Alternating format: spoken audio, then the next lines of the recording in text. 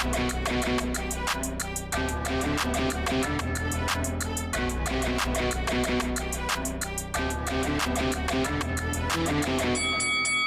guys, welcome to Boxing Squared for boxing news and views from around the internet.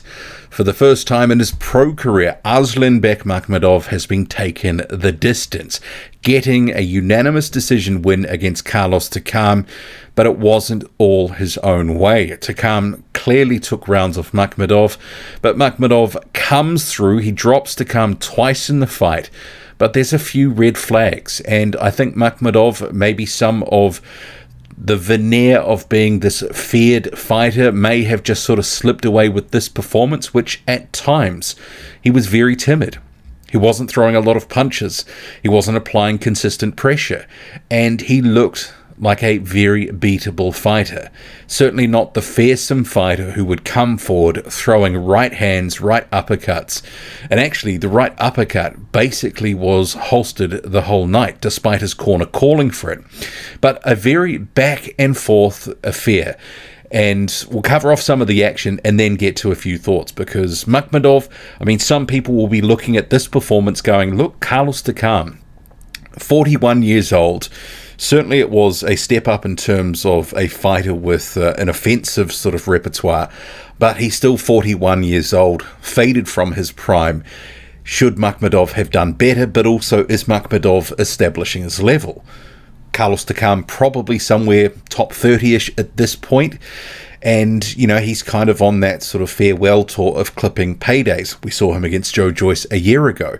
And actually, some of the rounds in this fight had a bit of Joyce-Takam vibes, because Joyce slow lumbering, taking some shots, especially those big right overhands. And it was the same here. But it was a very interesting start for Makhmudov, because it looked like it could be all over in round one. He cracks Carlos Takam after the first 13 seconds and is on him, just absolutely letting his hands go. Carlos Takam, the savvy veteran, he takes a knee. It was very smart and obviously a very good start. But Makhmudov unable to capitalize in round two, and ultimately Takam started to get a foothold in the fight, landing those looping overhand rights, landing body shots, and I think that was clearly taking it out of Makhmudov, because even though he didn't visibly look spent in the same way that Takam did later in the fight, the volume was low and the activity needed to be higher, and he just couldn't seem to bring himself to throw a lot of punches. But you had Carlos Takam really starting to get into the fight. But Makhmudov did have a better round five, and you sort of thought, because Takam was sweating, he was throwing everything hard, it was all going for the knockout, just everything with bad intent. He was landing some, also missing some as well, but he was expending a lot of energy. And about round five, it looked like he was really starting to slow down. Makhmudov coming back into the fight again and starting to have some success, but for whatever reason, Makhmudov was just fighting in these bursts, a decent round here, a decent round there. And it came to round 7, and Makhmudov didn't look like a confident fighter. And one of the features in the fight was, compared to normal, where he would be trying to walk guys down, bringing consistent pressure, being on top of them, looking for power punches all the time. He was being pushed back. And round 7 was a really good example of this. And Makhmudov had to fight on the back foot, opting to fight on the back foot, opting to fight off the ropes. And this was something unusual and a bit different, and I didn't like it. But Carlos Takam made a mistake right at the end of round 7, a round he was absolutely bossing. And when I say bossing, this was a very clear and dominant round for Carlos Takam, probably the most dominant round of the fight for him. And then he makes a mistake. He is on Makhmudov on the ropes, sort of loses his footing a bit, starts sort of crashing into the ropes. Makhmudov steps around, throws the right hand, cracks him on the side of the head, and drops Takam for the second time in the fight. So it was very fortuitous for Makhmudov, because he was clearly losing that round, but ultimately sort of pulls it back there, drops Takam. And his corner was saying, Takam's corner, that it was in the back of the head, but the replay clearly showed side of the head. But next couple of rounds, Makhmudov doesn't take advantage. And this was a fight where he was wanting to box more, and it sort of looked like he was trying to box to a strategy early on, let Takam sort of, gas himself out a little bit and then take over and take him out. But when it came to the taking him out bit, it just never really came. And when he was trying to box with Takam, he wasn't really throwing him any punches. So there were power punches he's letting his hands go, but the jab was just holstered for long periods. But when he did throw it, he landed. And on the other end, for the most part, Carlos Takam, smaller man, making it a bit difficult for Makhmudov to hit him, giving him the shoulder, had a lot of success defensively against Makhmudov, despite being cracked a number of times too. But Takam also having a lot of success in this fight on Makhmudov. But round 8, round 9, super low volume. So I think this is where it was obviously Makhmudov was maybe a bit more tired and gassed than he was letting on. He wasn't really throwing his hands much. So some of these rounds, those couple of rounds, they were toss-ups. I think I gave one of them to Makhmudov, the other one was a bit of a question mark.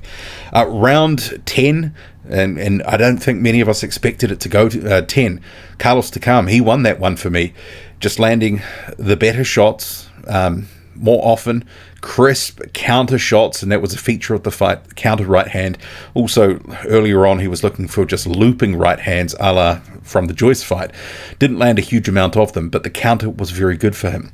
But Makhmudov, he was happy to sort of see out the round, and he gets the decision. So it was 96-92, 97-91, 96-92. So 96-92 without the knockdowns would have been 96-94. And I think that's fair.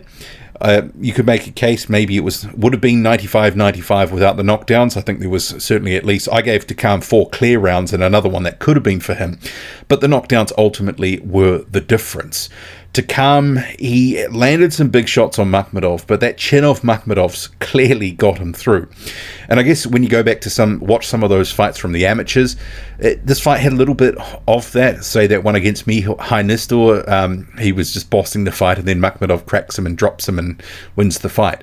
Carlos Takam had a lot of success in here, but it sort of seemed to be Makhmudov allowed him to. I think Makhmudov could have stopped him, should have stopped him, and I think probably for his career, and remembering this was also on ESPN, so a broader audience seeing him, I think people may have looked at this and gone, well, what am I looking at? What I thought this guy was a devastating puncher, that he was an excitement machine. What happened? It was a much more meek and timid performance comparatively for Makhmudov, who normally comes in and just goes for it. Not so in this fight. Obviously, he gave Carlos Takam some respect, but I think perhaps Makhmudov was really feeling the effects of some of Takam's work and just has a good poker face. But those knockdowns were the difference, but there are some red flags, obviously, at a higher level against guys that have got a better gas tank than Carlos Takam, that are more sort of the height of Arslanbek Makhmudov, will work and outwork Makhmudov. He's got to come up with an answer for that. He's always going to be in a fight because of his power.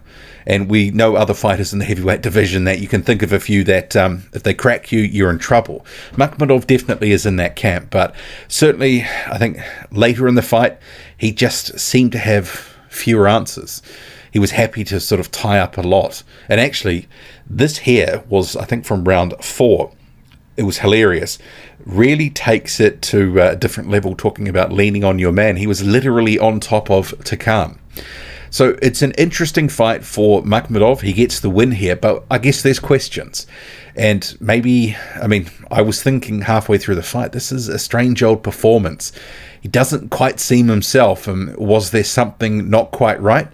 But it just could be that Carlos Takam in the style matchup was giving him fits, and then he was unable to really sort of in-ring try to overcome some of that, despite obviously having him hit and hurt a couple of times and down on the canvas. So a strange old performance by Makhmudov, probably not the sort of statement necessarily that he would have wanted. It could have been all so different if he had got Takam out of there in the first round. Really rocked Takam to his core with that first right hand that he landed 13 seconds into the fight. But perhaps that flurry that he engaged in afterwards, where he just let his hands go for about the next 10 or 15 seconds, maybe that just took a little bit more out of him than he otherwise would have sort of expended had Takam actually blocked or, missed the shot entirely. What do you make of it all? Arslanbek Makhmudov, what do you think of this performance and how he fought? I think he could have done better, should have done better. And where was the jab? Where was some of these other punches? What happened to the right uppercut? Drop a comment loud and often. Hit like, hit subscribe. Follow me on Twitter. Boxing_squared. I'm out.